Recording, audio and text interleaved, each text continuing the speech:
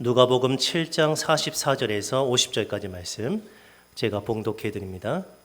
그 여자를 돌아보시며 시몬에게 이르시되 이 여자를 보느냐? 내가 네 집에 들어올 때 너는 내게 발 씻을 물도 주지 아니하였으되 이 여자는 눈물로 내 발을 적시고 그 머리털로 닦았으며 너는 내게 입맞추지 아니하였으되 그는 내가 들어올 때로부터 내 발에 입맞추기를 그치지 아니하였으며 너는 내 머리에 감람유도 붓지 아니하였으되 그는 향유를 내 발에 부었느니라. 이러므로 내가 네게 말하노니 그의 많은 죄가 사하여졌도다. 이는 그의 사랑함이 많음이라. 사함을 받은 일이 적은 자는 적게 사랑하느니라. 이에 여자에게 이르시되 내 죄 사함을 받았느니라 하시니 함께 앉아있는 자들이 속으로 말하되 이가 누구이기에 죄도 사하는가 하더라. 예수께서 여자에게 이르시되 내 믿음이 너를 구원하였으니 평안히 가라 하시니라. 아멘. 오늘 본문을 중심으로 이가 누구이기에 죄도 사하는가 라는 제목으로 말씀을 드리겠습니다. 한 바리새인이 있었습니다. 그 바리새인의 이름은 시몬입니다. 베드로 이름하고 똑같죠? 시몬 베드로. 근데 시몬 바리새인인데 이 시몬이 하루는 예수님과 예수님의 제자들을 자기 집으로 초대했습니다. 같이 식사하자는 거죠. 그래서 36절에 이렇게 말합니다. 한 바리새인이 예수께 자기와 함께 잡수시기를 청하니 그랬습니다. 여기에서 궁금한 것은 원래 바리새인들은 예수님에 대해서 그렇게 좋은 감정을 가지고 있지 않습니다. 어디 가든지 바리새인들이 외식하는 자들이라고 책망하셨고요. 또 이때까지 바리새인들이 지키라고 말한 전통도 예수님이 다 하나님의 말씀으로 다 깨버리시고 또 백성들에게 자유를 막 주고 그러시니까 바리새인들의 입지가 굉장히 좁아져 가고 있어요. 그러니까 당연히 바리새인들로는 예수님은 적대시하는 원수 같은 그런 사람이란 말이에요. 그런데 왜 바리새인 시몬이 자기 집으로 예수님을 굳이 초대해 가지고 식사를 하고 싶었을까? 앞서서 예수님은 여러 가지 일들을 하셨습니다. 우리가 이미 살펴본 대로 로마 군인 백부장의 종을 치료하셨고요. 또 과부의 아들, 죽어버렸던 과부의 아들을 다시 살려주셨습니다. 이게 7장에 나온 내용입니다. 그래가지고 특별히 두 사건을 통해 가지고 예수님이 굉장히 유명해지셨어요. 아주 유명해지셔서 예수님만 지나간다고 하면 수천 명, 수만 명이 모였습니다. 사람들은 예수님을 큰 선지자라고 이제 인식하게 되었어요. 우리 가운데 큰 선지자가 일어나셨구나 하고 하나님께 감사했다는 거죠. 이미 살펴본 대로 7장 16절부터 보면은 모든 사람이 두려워하며 하나님께 영광을 돌려 이르되 큰 선지자가 우리 가운데 일어나셨다 하고 또 하나님께서 자기 백성을 돌보셨다 하더라. 하나님이 우리를 버리신 줄 알았더니 하나님이 드디어 그 침묵을 깨시고 선지자를 보내셨구나. 예수께 대한 이 소문이 온 유대와 사방에 두루두루 퍼지게 되었습니다. 이 소문이 누구의 귀에도 들어갔을까요? 당연히 바리새인 시몬의 귀에도 들어갔습니다. 이런 상황에서 시몬이 예수님을 초대한 것은 나중에 살펴보겠지만은 예수님이 진짜 선지자인가? 아니면 그냥 혁신을 일으키는 거짓 선동가인가? 이런 것들을 한번 자기가 진짜 시험해 보고 싶은 거예요. 사람들은 전부 다 예수님을 큰 선지자라고 추앙하고 있는데 자기가 볼 때는 뭔가 좀 마음에 드는 구석이 없거든요. 그래도 한번 내가 백성의 지도자로서 한번 이단을 분별해 봐야 되지 않겠느냐, 이런 생각을 가지고 예수님을 자기 집으로 초대한 겁니다. 그 동네에 죄인으로 소문난 한 여자가 있었답니다. 죄인으로 손가락질 받는 여자. 근데 그 여자가 예수님께 어떤 행동들을 했는데 그 행동들을 보고 바리새인이 마음속으로 이렇게 말을 합니다. 39절에 예수를 청한 바리새인이 그것을 보고 마음에 이르되 이 사람이 만일 선지자라면 자기를 만지는 이 여자가 누구며 어떠한 자고 죄인인 줄 알았을 텐데, 이렇게 말을 합니다. 그러니까 적어도 이 바리새인 시몬은 예수님이 선지자인지 아닌지를 좀 한번 자기가 판별하고 싶어가지고 예수님을 자기 집으로 모셨다라고 충분히 생각할 수가 있어요. 한참 맛있게 식사하고 있는데 어떤 한 여자가 예수님께 다가왔습니다. 모든 사람의 눈이 그 여자를 향했겠죠.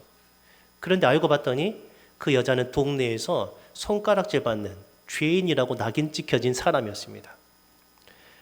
그리고 여자가 예수님께 와가지고 이상한 행동들을 하기 시작합니다.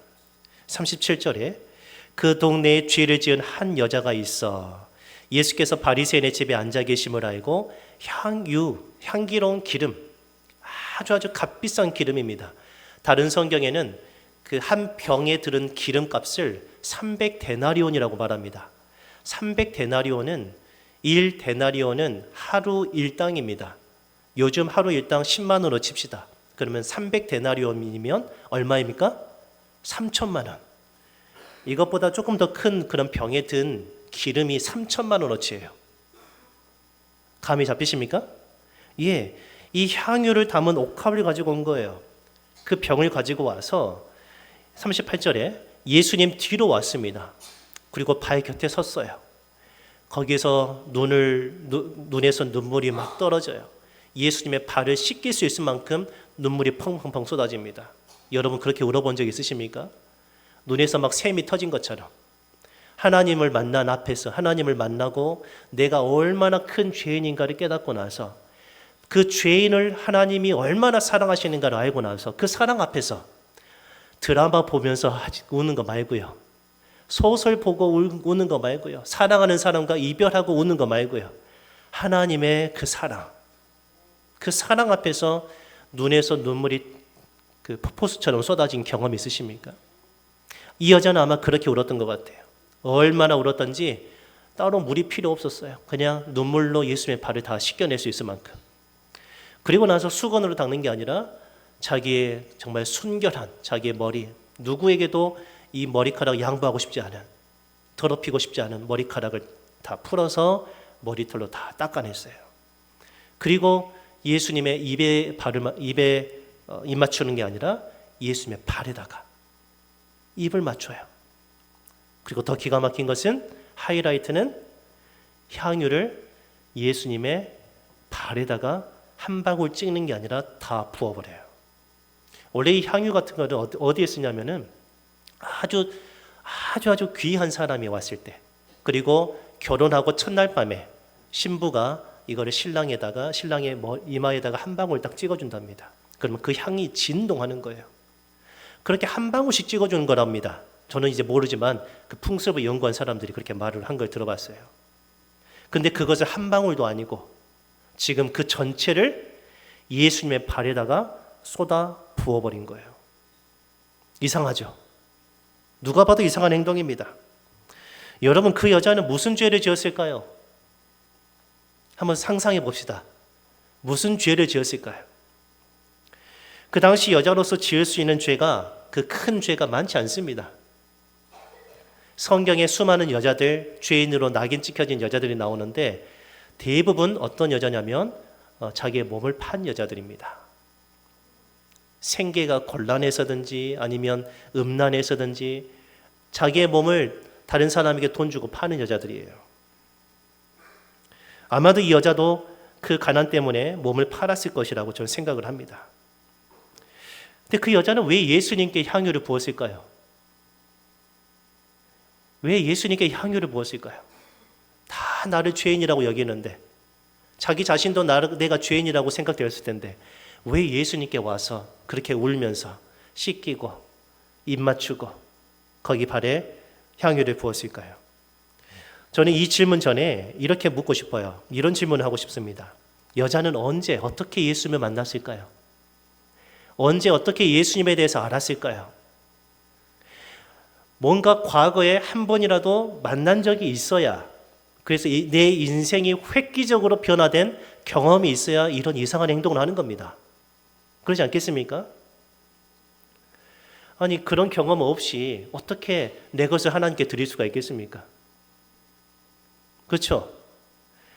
아니, 솔직히 그러지 않습니까? 우리가 가지고 있는 물질을 누군가에게 주는 거 어려운 일입니다. 더군다나 눈에 보이지 않는 하나님 앞에 내어드린다는 거요? 이건 더더욱 어려운 일입니다. 요즘처럼 각박한 세상에서 물가는 상승하는데 월급은 오르지 않고 매출도 오르지 않고 그런 상황에서 내 것을 구별해 하나님 앞에 드린다는 거요? 이거 쉽지 않은 일입니다. 근데 누가 할 수 있습니까?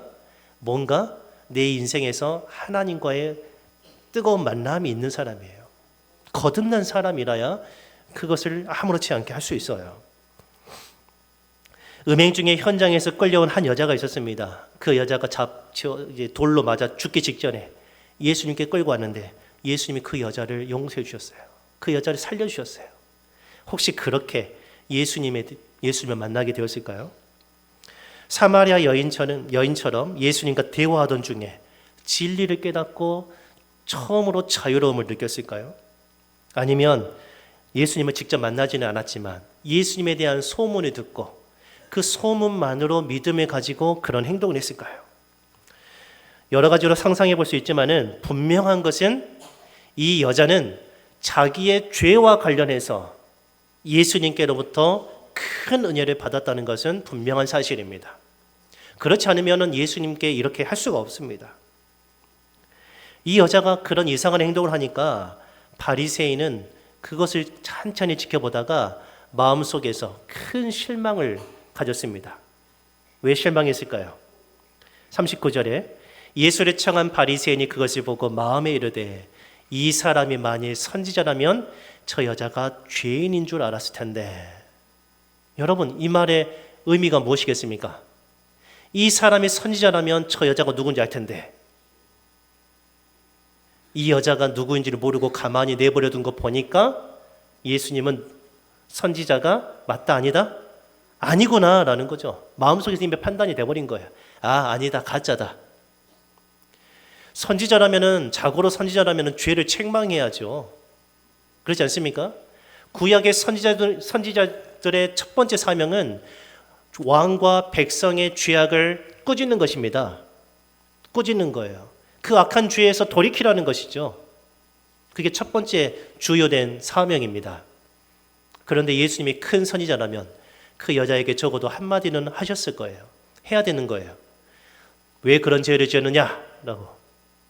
하나님의 진노가 너 위에 있다. 회개하라. 이런 말을 해야 되는데 한마디도 안 하고 예수님 가만히 보고 계시는 거예요. 아마 예수님의 입꼬리가 살짝 올라갔었는지 몰라요. 그걸 보고 예수님 저 큰 선지자 아니구나, 가짜구나, 사기꾼이구나 라고 생각을 했던 거예요. 그때 예수님이 그 마음속에 일어나는 생각을 예수님이 아셨어요. 그리고 이런 질문들을 하시죠. 예수께서 대답하여 이르시되 시몬아 내가 너에게 할 말이 있구나. 선생님 말씀하십시오. 아무렇지도 않은 척 가식적으로 말하는 거예요. 예수님은 계속 말씀하세요. 빚주는 사람에게 빚진 자가 둘이 있답니다. 여러분이 아주 부자입니다. 엄청난 부자예요. 그래서 두 사람이 찾아왔는데 한 사람이 각각 필요한 대로 돈을 빌려줬어요. 한 사람에게는 500데나리온을 빌려줬어요. 또 한 사람에게는 50데나리온을 빌려줬어요. 아까 1데나리온은 얼마라겠어요? 10만 원, 일당 10만 원을 잡아서 500데나리온을 빚진 사람은 얼마를 빚진 거예요? 5천만 원. 50데나리온은요 500만 원. 둘 다 큰 돈이긴 하지만 어느 돈이 더 커요? 당연히 5천만 원이 더 크죠? 네. 근데 이 두 사람에게 이렇게 돈을 빌려줬는데 갚을 것이 없답니다. 돈을 갚을 가능성이 전혀 안 보이는 거예요. 그래서 불쌍한 거예요. 이 부자에게는 5천만 원이든지 500만 원이든지 그 필요하지 않아요. 그만큼 돈이 많아요. 그래서 내가 다 용서해 줄 테니까 그거 나한테 갚지 말고 새롭게 출발하십시오라고 다 탕감해 줬다는 거예요. 그러면은 한 사람은 5천만 원을 빚졌습니다. 그 5천만 원 빚진 사람은 5천만 원의 은혜를 받은 거죠. 그렇죠? 500만 원 빚진 사람은 500만 원의 은혜를 받은 거예요. 그러면 이 둘 중에 누가 더 그 부자를 더 좋게 생각하겠습니까? 더 애틋하게 생각하겠습니까? 당연히 5천만 원이죠. 우리 상식 아니겠습니까? 급한 일이 있습니다. 급한 일이 있어요. 5천만 원 빚진 사람, 500만 원 빚진 사람 둘 다 급한 일이 있어요. 근데 이 부자에게도 급한 일이 있어서 둘 좀 오라고 좀 초청했어요. 누가 먼저 버선발로 갈까요? 당연히 5천만 원 빚진 사람. 왜요? 그만큼 큰 은혜를 받았기 때문입니다.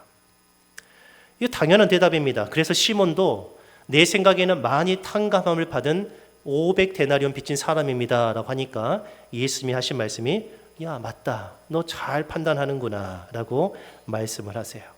그러면서 중요한 것이 있어요. 그 뒤에 이어지는 말씀이에요. 그 여자를 돌아보시면서 시몬에게 말씀하십니다. 자, 입은 누구를 향해 있습니까? 예수님의 입은 시몬. 예수님의 눈은 누구? 그 여자. 상황을 아시겠습니까? 예수님은 지금 그 여자에게서 눈을 떼지를 못해요. 너무 사랑스러우신 거, 너무너무 이쁜 거예요. 외모적으로 이쁜 게 아니라 그의 영혼이 너무나도 복된 거예요. 근데 그 입은 바리새인을 향해서 말하는 거예요. 이 여자를 보느냐?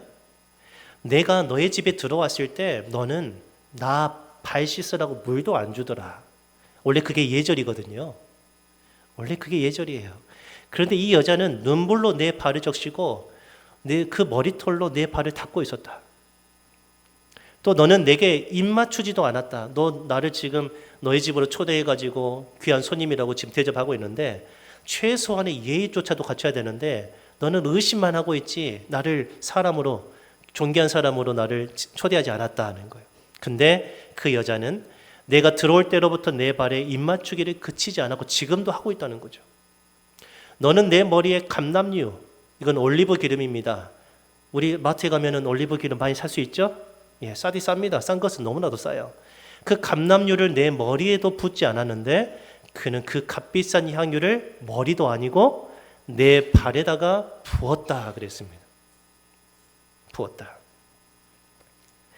그 여자는 왜 예수님께 이렇게 했을까요? 시몬과 다르게. 시몬은 왜 하지 않았을까요? 이 여자는 왜 했을까요?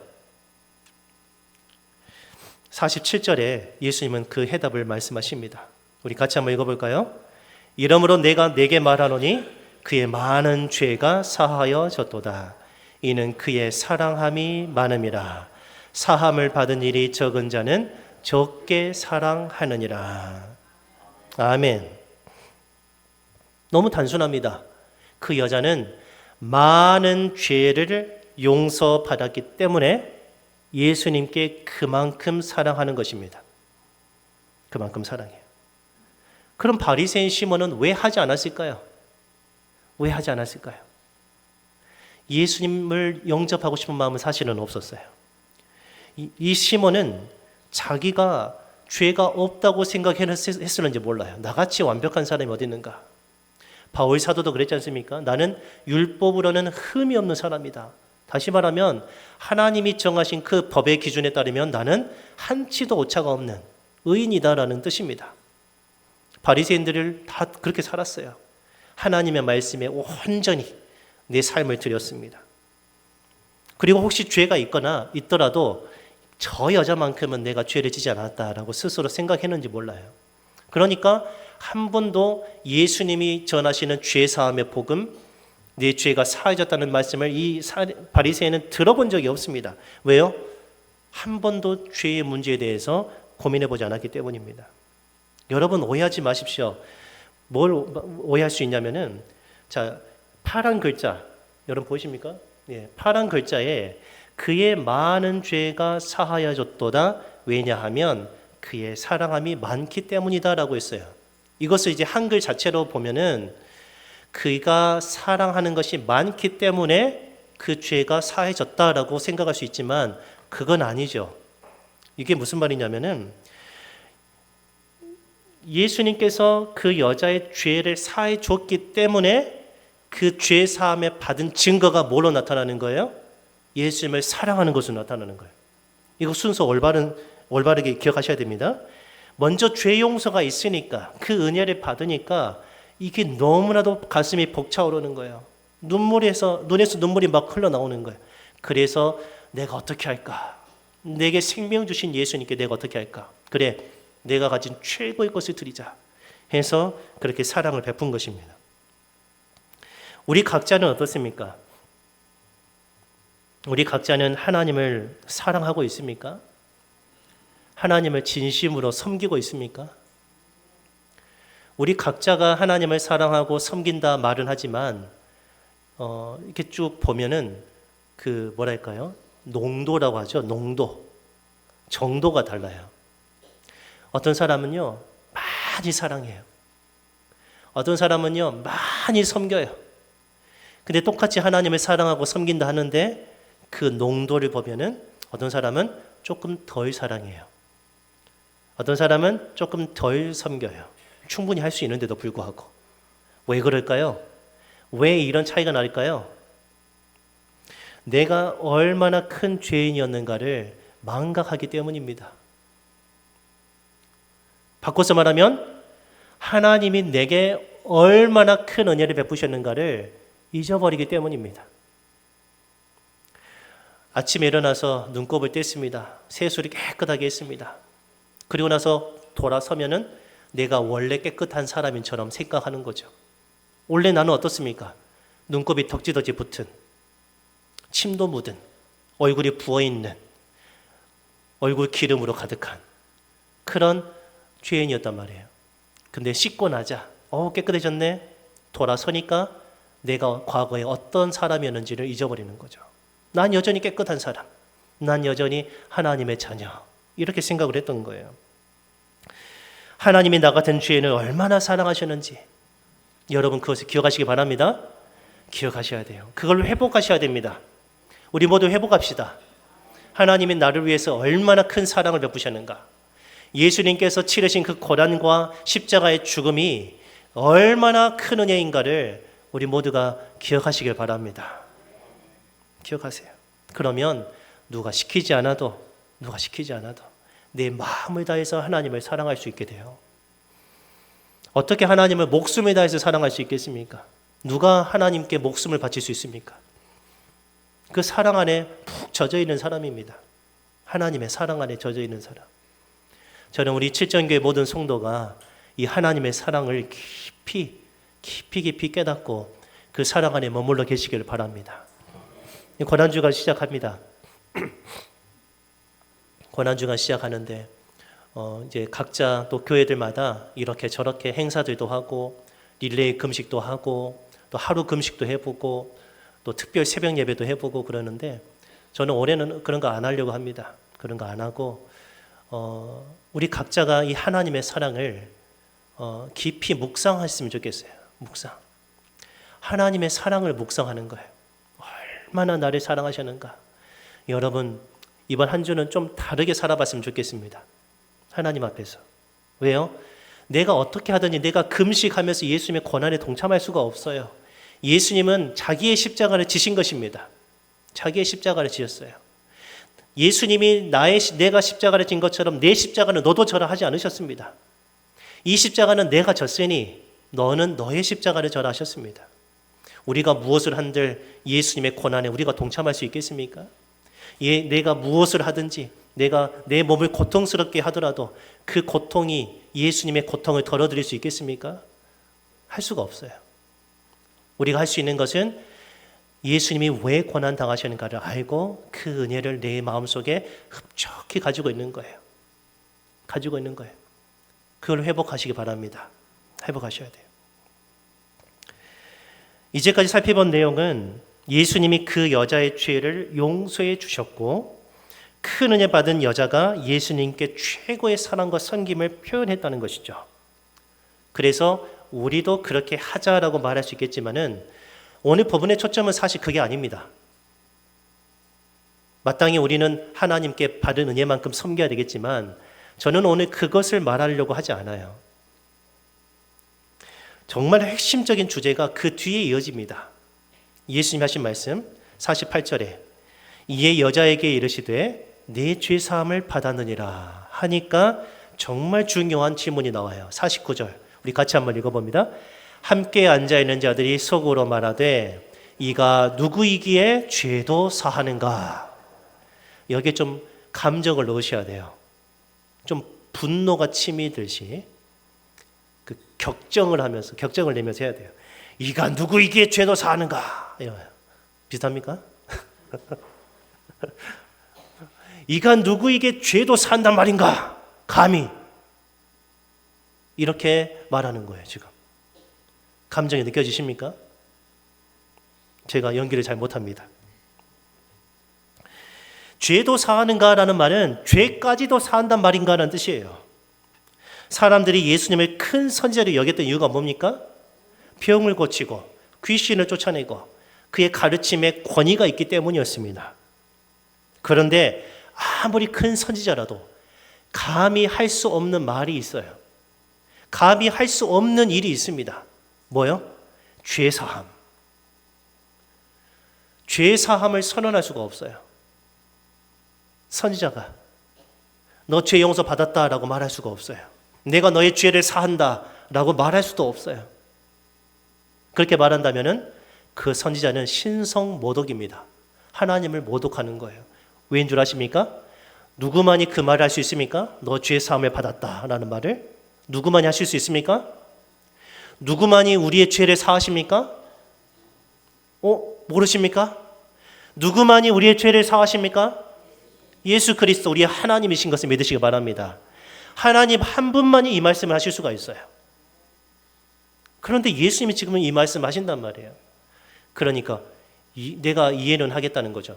귀신도 쫓아내고 병도 고치고 말씀을 잘 가르치는 거, 그래서 선지자로 내가 생각하는 거, 이건 당연하다. 근데 이건 해도 너무한 말을 했다는 거죠. 해서는 안 될 말을 한 거예요. 이가 누구에게 죄도 사하는가? 여러분, 이 질문에 우리는 분명하게 대답할 수 있어야 됩니다. 우리 아들, 딸들 분명하게 대답할 수 있어야 돼요. 여러분의 부모님은 이 질문의 정답을 알고 있어요. 그리고 그 정답 때문에 지금 이 자리에 나와서 예배를 드리고 있습니다. 그런데 우리 아들들, 딸들, 엄마, 아빠 손에 이끌려서 교회 나온 자들, 엄마 뱃속에서부터 교회 다닌 자들, 잘 들어야 돼요. 인생에 있어서 한 번쯤은 일신문 앞에 서야 돼요. 예수님이 누구시는가? 예수님이 누구시길래 죄까지도 사하는가? 나는 한 번도 본 적도 없고 들은 적도 없는데, 어떻게 생긴지도 모르는데, 어떻게 2000년 전에 태어나셔서 죽으신 그 예수님이 지금 나의 죄를 사할 수 있겠는가? 예수님은 죄사함의 권세를 가지신 하나님이신 것을 믿으시기 바랍니다. 예수님은 하나님이세요. 병자를 고치고 귀신을 쫓아내고 가르치는 것은 말로 하는 것입니다. 예수님은 다 말씀을 하셨어요. 물론 손도 대셨지만요. 내 병에서 놓여 건강할지어다. 그러면 건강해졌습니다. 더러운 귀신아 이 사람에게서 나가고 다시 들어가지 말라. 귀신이 소리 지르며 나갔습니다. 가르침도 전부 다 말로 하는 거였어요. 예수님도 방금 말씀하셨죠. 내 죄사함을 받았느니라. 그런데 이 죄사함은 말씀만 한다고 해서 되는 게 아닙니다. 내가 너 죄 사할게. 너 이제 죄 없다. 라고 말로만 해서 죄가 없어지는 것은 아니라는 거예요. 그럼 어떻게 죄가 없어집니까? 죄가 용서받기 위해서는 세 가지 조건이 있어야 됩니다. 세 가지 조건이 딱 갖춰져야 하나님이 우리의 죄를 사하십니다. 첫 번째 조건은 죄는 그 죄를 지은 당사자가 죽어서 피를 흘려야만 그 죄의 문제가 해결됩니다. 자, 우리가 하나님께 크고 작은 죄를 짓습니다. 그러면은 그 죄에 대한 값을 치러야 됩니다. 근데 큰 죄든지 작은 죄든지 실제로 사람을 죽인 죄든지 내 마음속으로 미워한 죄든지 그 똑같은 하나님 앞에 죄예요. 그 죄를 용서받기 위해서는 어떻게 해야 됩니까? 사람을 죽인 나, 다른 사람을 미워한 나, 내가 실제로 죽어야 됩니다. 그래야 그 죄값을 치르는 거예요. 그래서 우리 모두는 다 죽는 것입니다.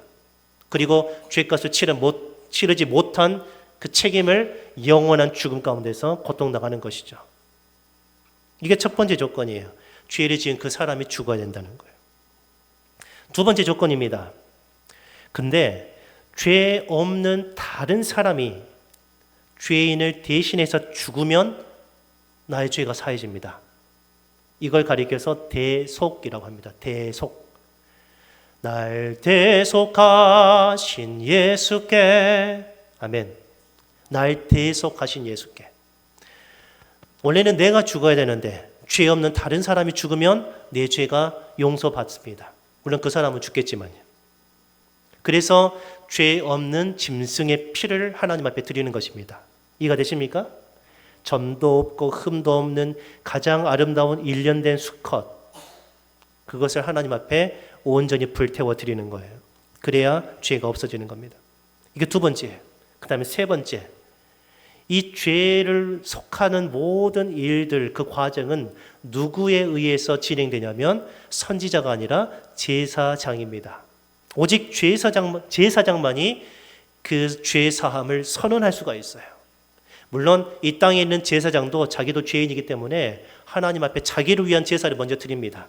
그래서 자기의 죄를 해결받고 나서 다른 사람들의 죄를 위해서 속죄 제사를 지냅니다. 그리고 다 마치고 나서 하나님께서 여러분의 죄를 사하셨습니다라고 죄 용서 받은 제사장이 그걸 말할 수가 있어요. 자, 요약해보죠. 요약하면 어떻게 죄는 용서되냐면 제사장이 죄 없는 사람의 피로 죄인을 용서한다라는 거예요. 다시 한번 말씀드립니다. 제사장이 죄 없는 사람의 피로 죄인을 용서한다라는 거예요.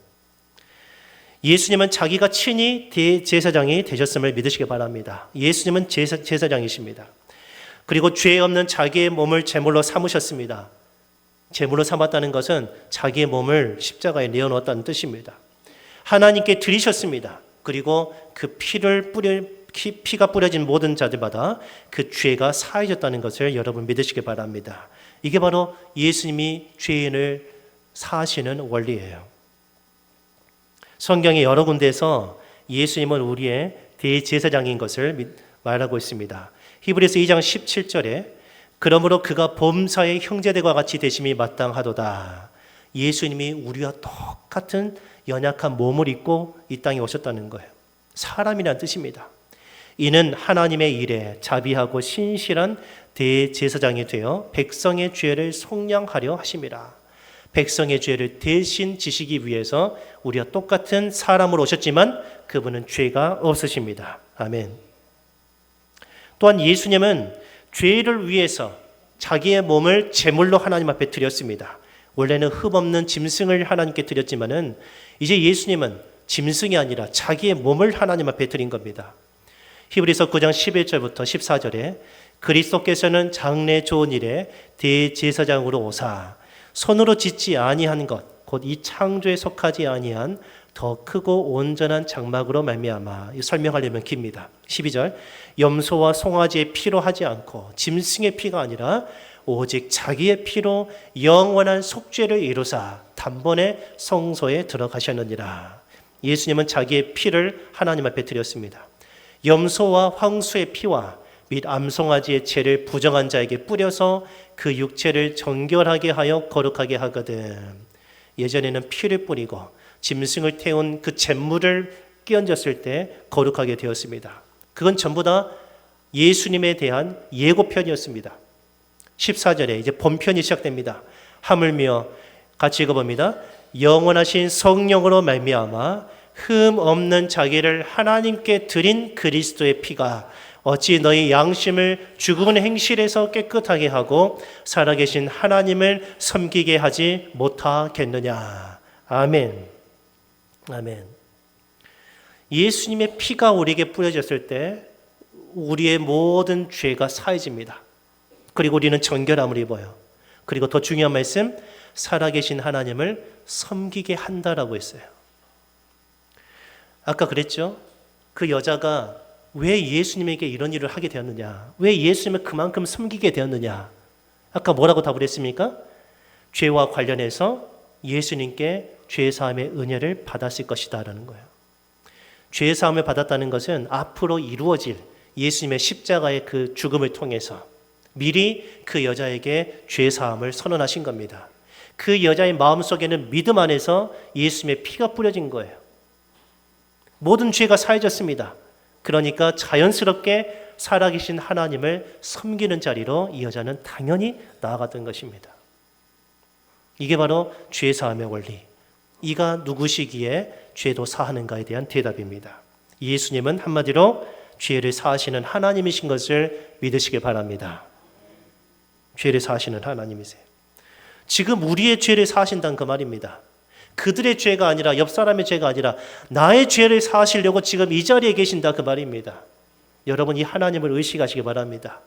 지금도 마음속에서 예수님의 피를 내게 뿌려달라고, 나는 죄인이라고, 내가 정말로 하나님 앞에 큰 죄인이라고, 내게 큰 은혜 베풀어 달라고 마음속에서 외치는 자의 심령에 하나님은 예수 그리스도의 피를 지금 뿌리신다는 거예요. 그러면 여러분도 이 여자와 같이 죄에서 벗어나서 살아계신 하나님을 자유롭게 섬기게 될 것입니다. 그걸 가리켜서 우리는 신앙생활이라고 합니다. 말씀을 정리하겠습니다. 본문의 그 여자는 죄인이었습니다. 그렇지만 예수님으로부터 죄사함의 은혜를 받았습니다. 그리고 그 은혜에 힘입어서 예수님을 사랑하고 섬기게 되었습니다. 예수님은 그 여자뿐만 아니라 오늘 여기 모인 우리 모든 죄를 사하시기 위해서 매를 맞으시고 고난당하시고 십자가에서 보배로운 피를 흘려주셨습니다. 예수님께서 이처럼 우리를 사랑하셨습니다. 여러분을 사랑하십니다. 여러분을 사랑하세요. 그럼 우리는 어떻게 해야 되겠습니까? 그 은혜를 기억하는 거예요. 그 은혜를 간직하는 거예요. 그리고 본문의 여자처럼 예수님을 최선을 다해서 사랑하고 내 목숨을 다해서 섬기는 참된 그리스도인이 되시길 바랍니다.